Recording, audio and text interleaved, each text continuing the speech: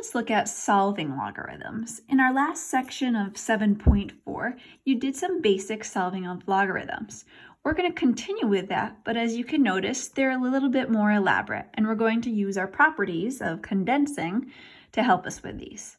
So there's a couple of key things that we need to make sure to do. Whenever you have logarithmic equations, we need to always condense each side so that there is a single logarithm on each side. As you can see in this example, there's 2 logarithms on the left side of my equation, so I would want to condense that first.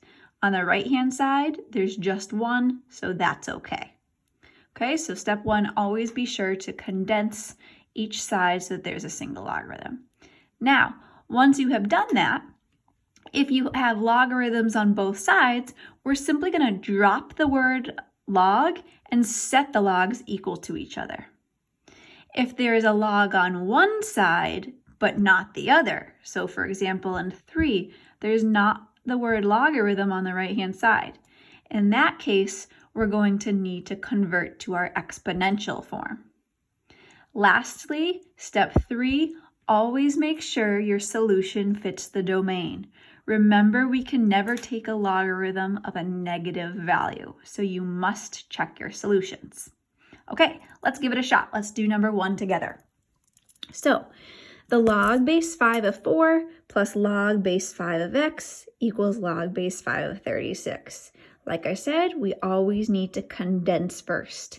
So notice we are adding the 2 logarithms. To condense addition, we use multiplication. So this will be the log base 5 of 4 times x equals, the right-hand side just has a logarithm once, so it's good to go. Now that we have logarithms of the same base on both sides, we can simply just drop the word log and set what we're taking the log of equal to each other. From here, we will divide both sides, and we get x equals 9. Before I circle that answer, let's double check that that works. My domain value of x, here it is. If I plug a 9 in here, will it be positive or negative? It's positive, so this is good to go.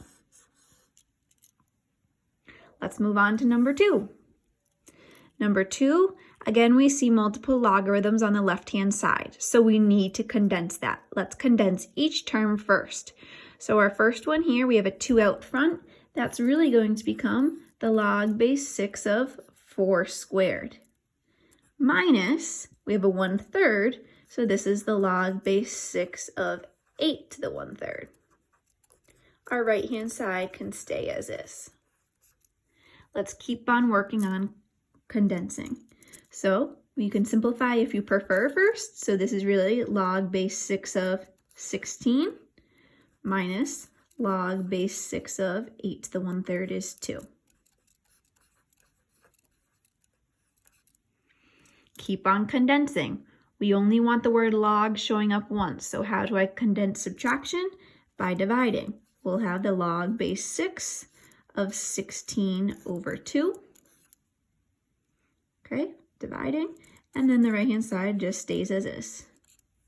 Last but not least, we can actually simplify that. That's 16 divided by 2 is 8.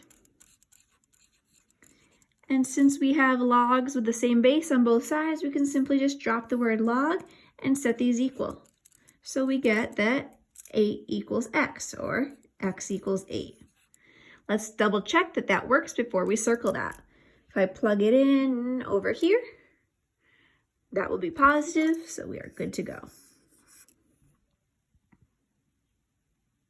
Now let's look at number 3.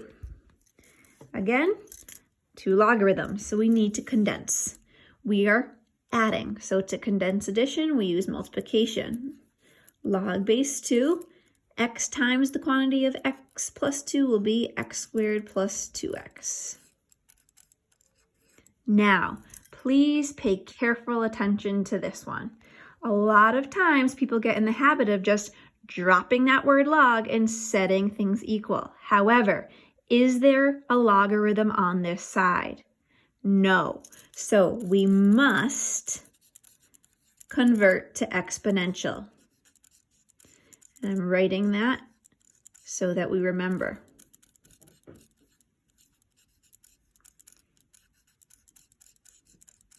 Okay, so if we do that, I always like to keep my variables on the side that they are, especially if we ever have inequalities.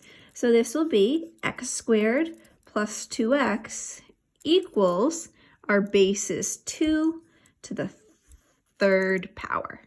Okay, so again, our conversion goes back from a few sections ago. Our base is 2, what the log equals is our power, and what we're taking the log of is here. Now we can simplify this. So we have x squared plus 2x equals 8. Since this is a quadratic, we need to set it equal to 0. X squared plus 2x minus 8 equals 0. We will factor that. That will become x plus 4 and x minus 2, which then gives us solutions of x equals -4 and x equals 2. Right? Set that to 0 gives me -4, set that gives me +2.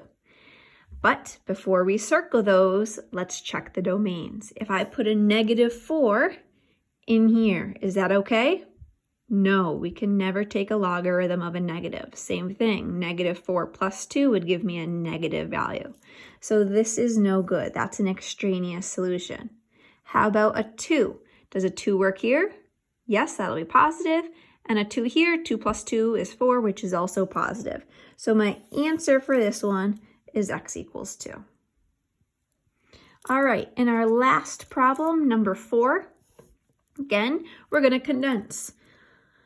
The first one, I will just use the power, 6 to the third.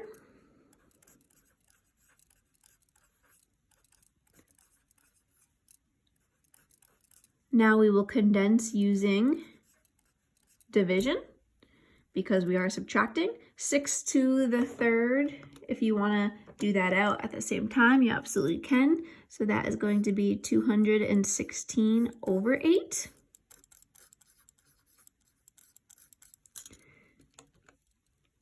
And that gives us log base 4 of 27 equals log base 4 of x. And again, this time around, straightforward. They both have logarithms, so we can just cross that out and we get x equals 27.